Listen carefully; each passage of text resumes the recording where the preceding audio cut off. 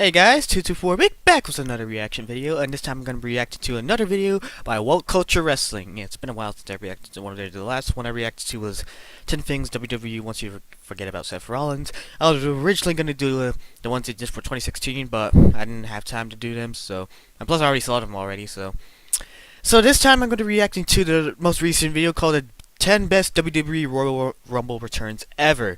Now, before I get started, I'd like to say I can't wait for this year's Royal Rumble, to be honest. Like, honestly, from all the entries that have been announced, it's just going to be, sounds epic as hell. So, I haven't actually ever watched the Royal Rumble, though, but I always be keeping track on Twitter with what's going on there for, like, when the Royal Rumble is happening. So, the first time when I first started watching WWE in 2011, that's when I heard about the first Royal Rumble. It was like the biggest Royal Rumble in history. It was 40 man, and I thought that's what everyone was gonna do this year, though. I thought that's what WWE was gonna do this year, since it's like the biggest, like, celebrating their 30th anniversary, if I remember correctly, of them celebrating the Royal Rumble. I thought in the Alamo Dome, I thought they would at least have 40 people to make it more epic and big, but I guess not, though. It would have been better that way, in my opinion. A lot of people think that way too.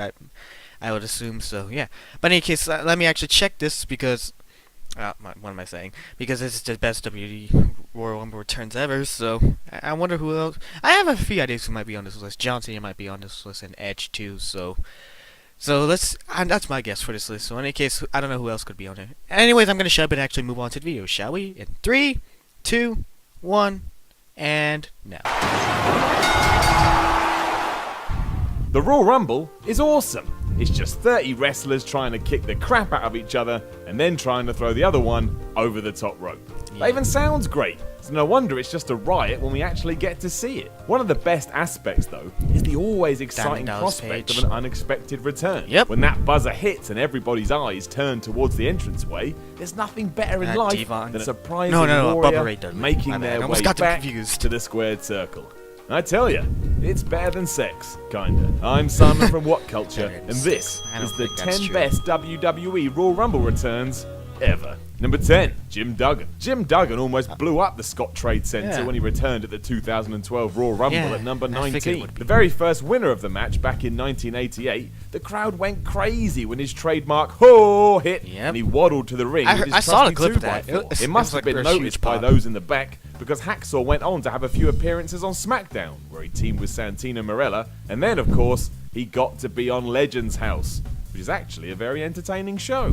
Weird, but entertaining. Number 9, Roddy Piper. Is it too shocking to learn that 20,000 people in Madison Square Garden popped huge for Roddy Piper when he returned to a WWE ring at the 2008 Royal Rumble? Not really. No. Although he looked like a sack of potatoes, this was a Hall of Famer coming back for one more go-around. It's hard not to get caught up in it. Deciding that this wasn't enough to tug on the old nostalgia gland, Piper then went at it with Jimmy Snuka for a while before Kane tossed them both out. Piper may have only lasted just over a minute, but what a minute it was. Number 8, The Big Show. Despite a lot of hype around his debut in 1999, it didn't really go to plan for The Big Show. Well, unless the plan for Paul White was for everyone to get mad at him, remove him from TV, and then send him down to developmental. I don't know, man. That sounds like a pretty shitty plan. Once WWE officials were happy he had sorted himself out, though, he returned at the 2001 Royal Rumble, entering at 23. He went crazy with the old choke slams that got rid of Test and K quick before The Rock punched him in the balls and clotheslined him out the match. This annoyed Show, obviously, who then dragged Rocky under the bottom rope and choke slammed him through the announce table. So choke slams for everyone. What a night it was. Yeah. Number 7. I don't blame him for that. Goldust loves returning at Royal Rumbles, and seemingly the crowd loves him. I'm surprised how many people pop Goldust though. Even though he's iconic, was in 2002 when he was the second entrant starting the match against Rikishi. This was especially significant as Dustin Runnels had spent the last 2 years in WCW before the buyout, and he had a good run here, lasting 16 minutes before The Undertaker chokeslammed him over the rope. Fast forward to 2006, and Goldust once again made a surprise return at the Rumble. How many surprise returns did he make? He did it again at 2013. I knew about that one, but I didn't know about the others. Battled and teamed with real-life brother Cody Rhodes during it. Cody would eventually eliminate him, but it all made for a very nice trifecta of comebacks. Number 6, Diesel. WWE 2011, I remember this. Everyone was popping for this one when I saw this clip. It have 40 competitors, but given that Kevin Nash, aka Diesel, walked down the ramp at number 32, It's all okay. His first appearance as Big Daddy Cool in over 15 years, he did his thing, and then got thrown out by Wade Barrett. Following on from this, he was signed to a Legends contract and got involved in that well-remembered storyline with CM Punk when he cost the Straight Edge one his WWE title so Alberto Del Rio could cash in his briefcase. Nash himself would make a sort of return during the 2014 Rumble where he entered at 19. He threw out Jack Swagger, but of course eventually got eliminated by Roman Reigns. Number 5, Rob Van Dam. RVD is just one of those guys who's always over. People loved him in ECW, they loved him during the Attitude Era, they loved him when he would make a comeback. Dude was just loved. Once his WWE run had come to an end though, he went on to pastures new, jumping around the indie scene for a while and having a run with TNA. In 2009, however, he made his big comeback at the Royal Rumble. 25th entry in the match, he lasted 13 minutes before Chris Jericho ended his fun. Didn't matter though, the reaction he got when his music hit was enough to keep him in the minds of everyone. And you want to know why? Because he's everybody loves him. Damn. Number 4, Triple H. Although he made his was this the return last year's Royal Rumble? 2002 I have a feeling it might be. That was his first match back, and Triple H's whole comeback after tearing his quad, just awesome. After a ridiculous ovation on Raw, he picked number 22 for the pay-per-view itself, finding himself alone in the ring with one Stone Cold Steve Austin, I thought it was the 2016 his partner in one. crime when the injury happened. The two kicked the teeth out of each other, and of course, eventually Triple H went on to win the Rumble, beat Chris Jericho for the Undisputed Championship at WrestleMania 18. All this also meant he missed the Invasion debacle, so it all worked out pretty well for the game if you ask me. Number 3, Mr. Perfect. Mr. Perfect, Kurt Hennig, will forever be considered one of the best ever. Why? Because he's one of the best ever. It's that simple. When he entered the 2002 Royal Rumble at number 25 though, it was beyond wonderful. Having spent the previous 5 years with WCW, and obviously making his name before that in the WWE, it was just magic to see him back where so many of us thought he belonged. Getting down to the final 3 before being eliminated by Triple H, his reaction was so strong Vince McMahon offered him a full-time deal. Makes me feel all warm and fuzzy inside. It sucks he was gone from the company in May after the infamous plane ride of hell. There can just never be too much. Mr. Perfect. Number 2, Edge. A comeback after an injury always has a bit more weight to it, mostly because you never know said injured wrestler is even planned for the event. It's like a 2-in-1 boost. This was Edge all over in 2010 when he returned after being out for 6 months. Coming in at number 29, he had his hand raised at the end after throwing out John Cena, which really does wrap off a comeback very nicely. Heading to WrestleMania 26 to face Chris Jericho for the World Heavyweight Championship, he lost.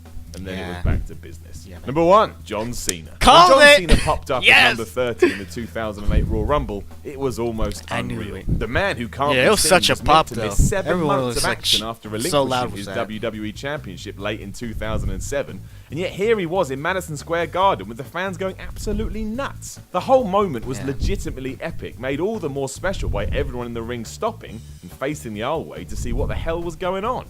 Just to cap it all off, Cena won the damn thing. You did. It'd be hard to argue this wasn't the best moment of his entire career. Go and watch it on YouTube or the It was one of the best now. moments in his career. Know of any other awesome comebacks at the Royal Rumble? Let us know I don't know of any other comebacks other than Rey Mysterio's, and sadly. Subscribe. Then you can come follow me on Twitter. It wasn't a surprise return, but it was just a I'm Simon from What Culture, and all I'll say is this: who is gonna be number 27 in the Royal Rumble? I mean, I'm pretending it's me. It's not me. It's not. Don't do that! Don't do that! Think of his neck! Oh my! Is that a bitch? Oh, no. Now they're not because it's Ricochet. He's going to unload on Bully. On the top rope. Hold on. I haven't seen WCW, but I don't know what this is. Osprey is here. He's supposed to be in Japan. Ninjas. Unbelievable. This is awesome. I mean, you know.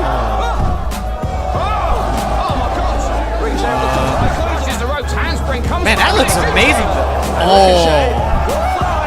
Priestley might be out, but Osprey and Priestley. That actually looks really amazing.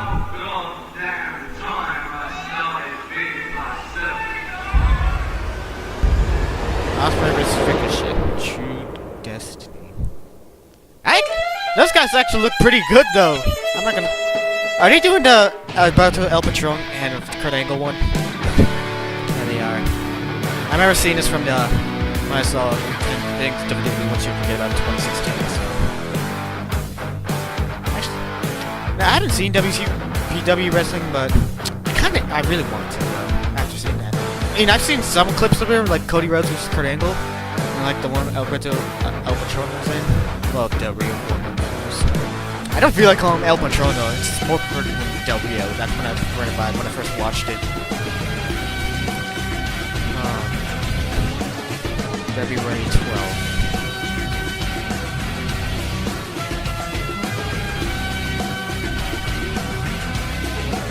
I kind of want to see that though.